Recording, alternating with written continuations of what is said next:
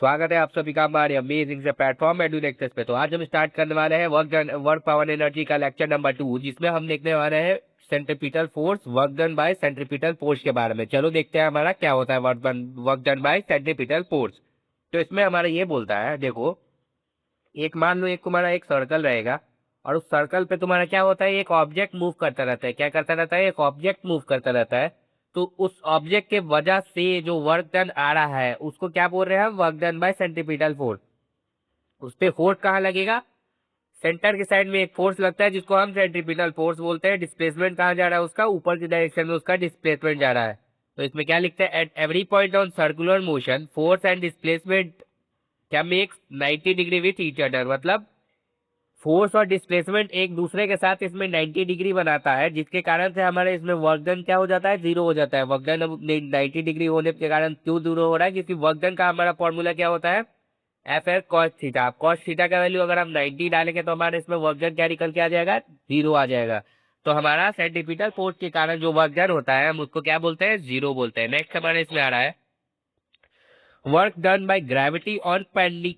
क्या बोल रहा है? पेंडुलम। पेंडुलम में वर्क डन कैसे हम इसको देखते हैं? चलो देखो, मान लो ये हमारा एक पेंडुलम है, नीचे के डायरेक्शन में है, ठीक है। अभी वो यहाँ पे आ जाता है, यहाँ पे आ जाता है। अभी ये एल है, एल है तो क्या लिखेंगे इसको? यहाँ पे एक थीटा दिया हुआ है तो इसका कंपोनेंट निकालेंगे। एल कॉस थीटा यहाँ हो जाएगा, एल साइन थीटा कहाँ हो जाएगा? ये तो एल कॉस थीटा हो जाएगा, ये वाला पार्ट एल साइन थीटा हो जाएगा। या फिर इसको और भी लिख सकते हैं, L minus L cos theta भी इसको लिख सकते हैं, डिनोट कर सकते हैं। तो वर्क इसमें क्या निकल के आ रहा है? हमारा वर्क इसमें निकल के आ रहा है M G L into one minus cos theta. क्या निकल के आ रहा है? M G L into one minus cos theta. क्या निकल के आ रहा है इसमें? हमारा वर्क निकल के आ जा रहा है। क्या बोल रहा है हमारा इसमें? In displacing the pendulum from B to A find work done by gravity. तो वर्क डन बाय ग्रेविटी हमारा क्या निकल के आया? M G L one minus cos theta. क्या निकला? M G L one minus का कॉस थीटा हमारा निकल के आ जाता है। अभी नेक्स्ट का यहाँ पे एक बार फिर बता दे रहा हूँ, ये L minus L cos theta कैसे आएगा, देखो बता दे रहा हूँ उसको भी।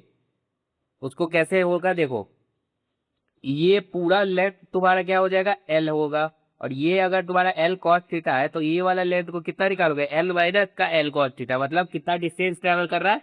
तो एल माइनस का एल कॉस थीटा वो डिस्टेंस ट्रेवल कर रहा है। फोर्स क्या होता है हमारा? M G. फोर्स क्या लिखते हैं? फोर्स को एम जी लिखते हैं, एम जी इंटू एच और कॉस थीटा। सारा वैल्यू पुट करते हैं, M G L one minus cos theta हमारा निकल के इसमें क्या आ जाता है? ऐसा आ जाता है। नेक्स्ट हमारा क्या है? Work done by tension force. Tension force पिछले लेक्चर में बताया था, पिछले चैप्टर वाले न्यूटन लॉज में, उसमें देख सकते हो। अभी उसमें वर्क डन के बारे में पूछा जा रहा है। तो इसमें हम क्या रखते हैं? देखो 6 kg का ब्लॉक है हमारा, 12 न्यूटन मान लो, उसको ऊपर के डायरेक्शन में फोर्स लग रहा है। एक्सेलरेशन कितना आएगा इसमें? तो एक्सेलरेशन क्या होता है हमारा? Force is equal to mass into acceleration. तो एक्सेलरेशन हमारा निकल के आ जाता है 2 मीटर पर सेकेंड का स्क्वायर। हमारा क्या निकल के आ जाता है? इसमें एक्सेलरेशन निकल के आ जाता है। अभी क्या हमारा बोल रहा है? 12, इसमें क्या निकल के आ गया? एक्सेलरेशन तो आ गया। अब पूछ रहा है 12 न्यूटन का टेंशन फोर्स लग रहा है 2 सेकंड पे, वर्क डन बता दो। वर्क डन क्या होता है हमारा? वर्क डन होता है हमारा एफ इंटू एस। क्या लिखते हैं वर्क डन को? F into S. एफ कितना है? 12। ये कितना है? 2। कितना निकल के आ जाएगा हमारा इसमें? अभी एफ निकालना है आपको। ये तो हमको टाइम दे दिया, हमको टाइम दिया हुआ है, एक्सप्लेनेशन भी हमें पता है इसमें। तो हम क्या है, F equal to U T plus half A T square लगाएंगे तो हमारा क्या निकल के आ जाएगा? यहाँ से डिस्प्लेसमेंट निकल के आ जाएगा। फिर वर्क डन निकालते हैं तो हमारा कितना आ जाएगा? 48 जूल आ जाएगा। क्या आ जाएगा? वर्क डन 48 जूल का हमारा इसमें क्या निकल के आ जाता है? वर्क डन निकल के आ जाता है। नेक्स्ट हम देखते हैं work done bye spring force. Spring force के कारण हमारा इसमें क्या वर्क डन आता है?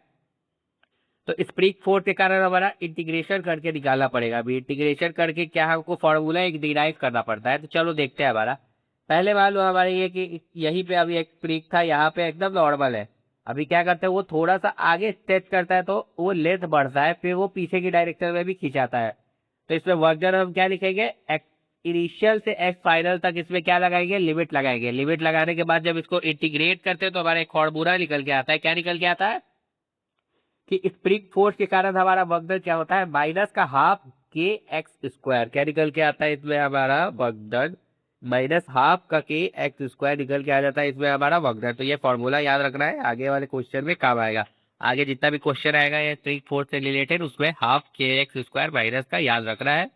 ये आगे काम आने वाला है। अभी नेक्स्ट क्या आ रहा है हमारा? Work done in moving an object x zero से एक्स 6 तक। अभी हमारा क्या बोल रहा है, देखो फोर्स दे दिया हमें, डिस्प्लेसमेंट, फोर्स और डिस्प्लेसमेंट का हमको एक ग्राफ दिया है।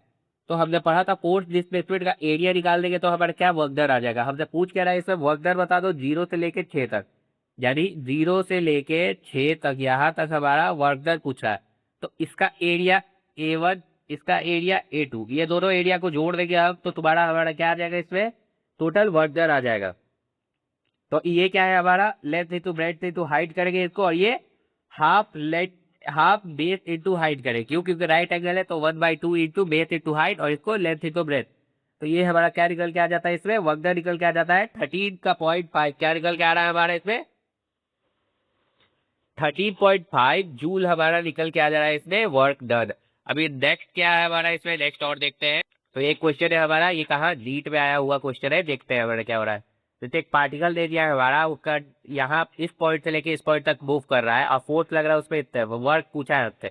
अब वर्क कैसे निकालेंगे, तो पहले यहाँ पे डिस्प्लेसमेंट, एग्जैक्ट डिस्प्लेसमेंट हम निकालते हैं कि डिस्प्लेसमेंट हमारा कितना आ रहा है। तो क्या करेंगे, इसमें से इसको माइनस करेंगे, तो देखो डिस्प्लेसमेंट माइनस किया तो हमारा पोजीशन वेक्टर निकल के आ गया 6j कैप माइनस का 2k कैप।